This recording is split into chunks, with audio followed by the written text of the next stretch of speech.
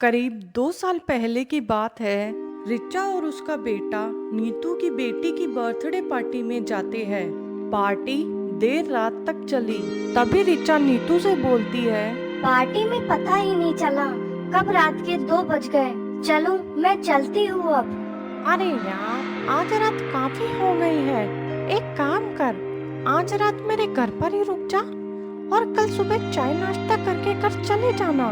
नहीं यार, मेरा निकलना जरूरी है क्योंकि सुबह जल्दी ही मुझे ऑफिस जाना है और कल ऑफिस में बहुत इम्पोर्टेंट मीटिंग भी है। इसलिए मुझे अभी रात को ही निकलना होगा और फिर कभी जरूर आऊंगी। तेरे घर एक रात जरूर बिताऊंगी। रात के वक्त आगे का रास्ता सही नहीं है, बहुत संभल कर जाना। क्या आंटी, वो रास्ता तो एकदम सही है। आप संभल के जाने के लिए क्यों बोल रहे हैं? नीतू रीचा को साइड में ले जाकर बोलती है, लोग बताते हैं कि रास्ते में रात के वक्त बुरी आत्माएं घूमती है और लोगों के साथ घटनाएं घट भी चुकी है। नीतू रीचा को चुप कर देती है क्योंकि वह देखती है कि चिंटू सब कुछ ध्यान लगाकर सुन रहा है। क्या यार नीतू, तू बिना इन फिजूल की पचकाने बातों में उलझी हुई है। आज के समय में कौन इन बातों को मानता है? तू भी ना। भूत भूत कुछ नहीं होता, और अगर रास्ते में कुछ होता भी है तो मैं देख लूंगी कि मुझे कैसे निपटना है। चल अब हम निकलते हैं। Okay bye. ये बात करके रिचा अपने बेटे के साथ स्कूटी पर बैठ जाती है और वो नीतू के घर से अपने घर की ओर जाने के लिए निकल जाते हैं। रास्ते पर जाते हुए रिचा की नजर अपने बेटे की ओर पड़ती है।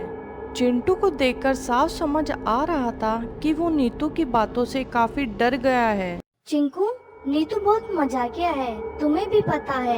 इसलिए नीतू की बातों को इतना ध्यान से मत सोचो। और हमने वैसे भी भगवान का डोरा पहना है, कोई हमारा कुछ नहीं कर सकता। ये बात करते करते ही रिचा की स्कूटी के सामने 3-4 औरतें आ जाती है। उन सभी औरतों की एक जैसी ही शक्ल होती है और एक जैसे ही कपड़े भी पहने हुए होते हैं। रिचा स्कूटी की स्पीड तेज करती है, पर वो सभी औरतें उसके पीछे पीछे आ रही होती है।